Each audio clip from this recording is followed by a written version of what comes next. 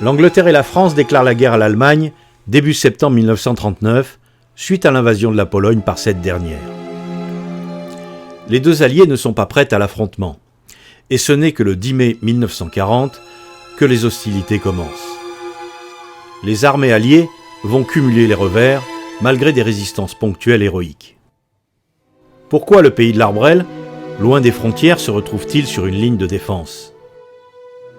Les tirailleurs sénégalais, d'abord installés dans l'Arbrel, reçoivent l'ordre de transférer la défense au Cornu, un lieu-dit qui est aux confins des communes de l'Arbrel, Éveux et Fleurieux.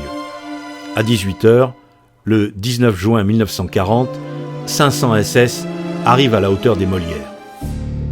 En face de ces 500 SS, un bataillon d'environ 150 tirailleurs sénégalais, équipés de matériel ancien et dotés d'une quantité réglementaire de munitions, vont les stopper net, malgré le déséquilibre des forces en présence.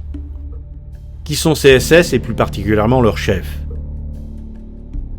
Quelle est l'histoire de ce 25e régiment de tirailleurs sénégalais ? Comment vont se dérouler les combats ? Certains officiers qui ont reçu l'ordre de repli vont extirper leurs soldats pour tenter de les emmener d'abord dans la Loire pour qu'ils puissent être conduits ensuite à Bordeaux pour les rapatrier en Afrique. Le témoignage du lieutenant Lucien Maurice est poignant.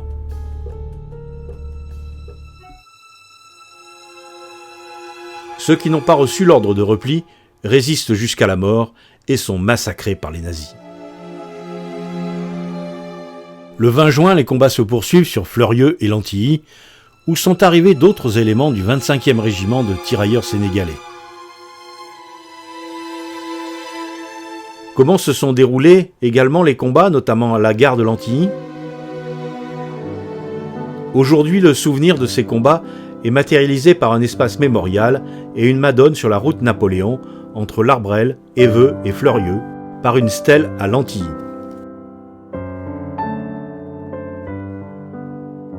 Les réponses à toutes ces questions se trouvent dans l'Arborosa numéro 10, intitulé « La bataille de l'Arbrel », en vente à la Maison de la Presse, à l'Office de tourisme et à Super U Culture.